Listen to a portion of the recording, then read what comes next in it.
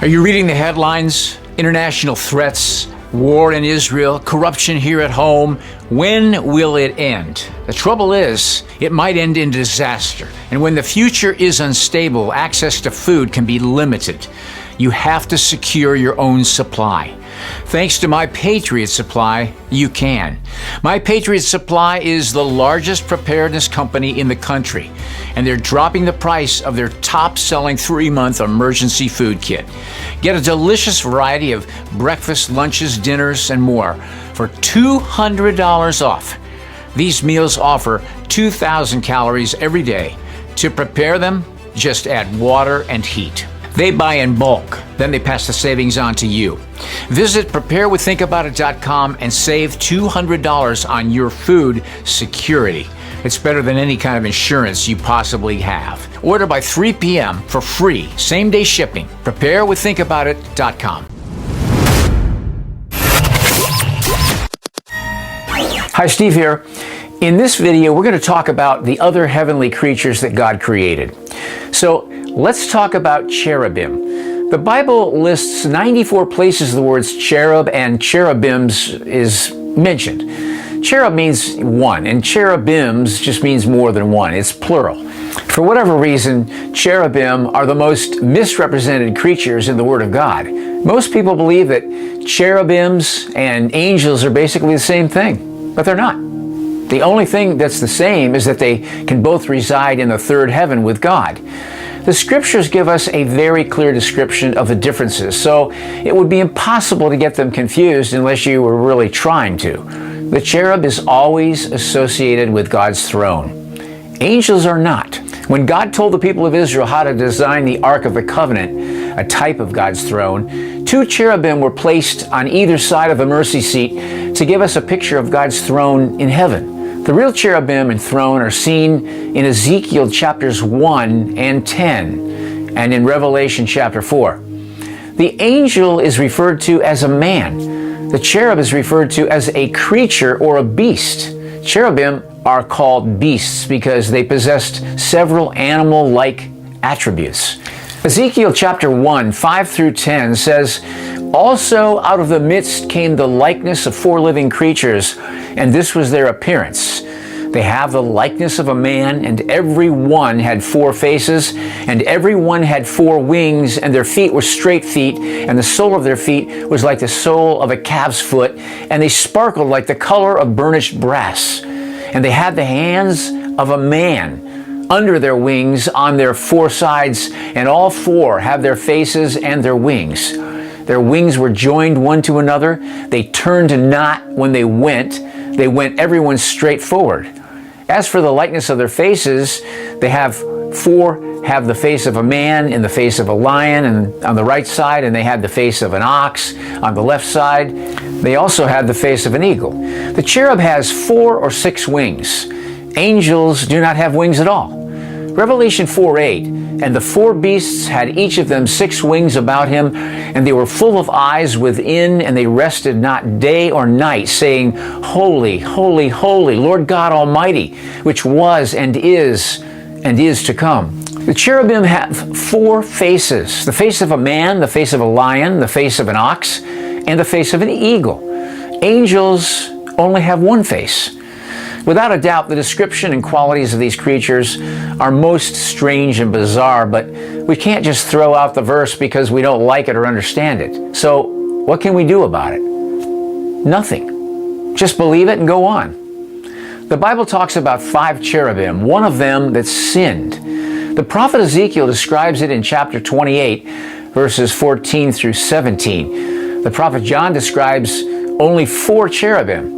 You can find John's description all throughout Revelation. But it's interesting to note that John only mentions 4 cherubim. Angels and cherubim are not the same and never have been. The Bible makes it very clear the difference between the angel and the cherub. It's not inconceivable that cherubim have the ability to change their appearance. I believe the cherub has the ability to physically transform into one of its 4 representative faces, that of a winged ox, a lion, eagle, or man. The prophet Ezekiel says that they have 4, They have the face of a man, a lion, an ox, and an eagle. That means that each of the four creatures has each of the four faces. The book of Revelation describes the four cherubic faces as being four separate individual creatures. You can read that in Revelation 4:7. The Bible shows that Satan is a fallen cherub and not a fallen angel. I suppose that may shock a lot of people's theology. Satan has the ability to transform himself into the appearance of an angel. The only difference between a true angel and the devil's counterfeit angelic appearance is that Satan's angel would have wings. If you compare Revelation 4:7 and 8, you'll see that cherubim can appear as men with wings. And then 2 Corinthians 11:14 says, "And no marvel, for Satan himself is transformed into an angel of light."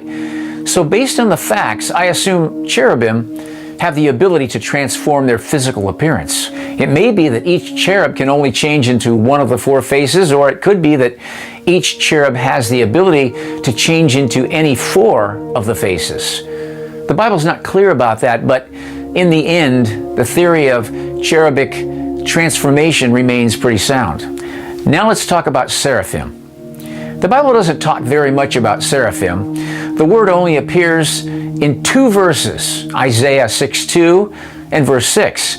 Seraphim could be another word for cherubim. I really don't know. Isaiah 6:1 through 3 doesn't provide enough distinction to say that they're completely different life forms. Now let's talk about the 24 elders. The 24 elders I only found in 6 verses in the book of Revelation. It's really not clear who or from or where these elders come from. Are they Old Testament saints, New Testament saints, or something completely different? The fact that they have crowns on their heads leads me to believe that they're saints of some kind. If they are, why are there only 24 of them? The Bible doesn't say. You can read all about them mentioned in Revelation chapter 4, chapter 11, chapter 5, and chapter 19. And finally, I'll mention the Watchers. They're also known as the Holy Ones. These mysterious beings only appear in 2 books of the Bible, Jeremiah 4:16, Daniel 4:13, 17, and 23. King Nebuchadnezzar had a dream of these things coming down from heaven, and they brought some sort of negative message, and it was being declared against the enemies of God. Apparently, Watchers are used to relay the words of God. When God entrusts His word to the Watchers, the words of God become known as the word of the Holy Ones. Daniel 4:17. When you compare Scripture with other Scriptures, it's probably a safe bet to assume that Watchers are the angels of God in heaven, not fallen angels. They're referred to as Holy Ones and act as an extension of God Himself by communicating God's words. Angels can also perform these types of tasks, so we can conclude that Watchers watch. Maybe they act as the eyes of God. It says in Proverbs 15:3, "The eyes of the Lord are in every place, beholding the evil and the good." In our next study, part 3, we'll talk about unclean spirits and how the Catholic Church is a part of some very dark things. And I'll reveal to you the most astonishing part of the enemy of God that you've probably never thought about. Thanks for watching.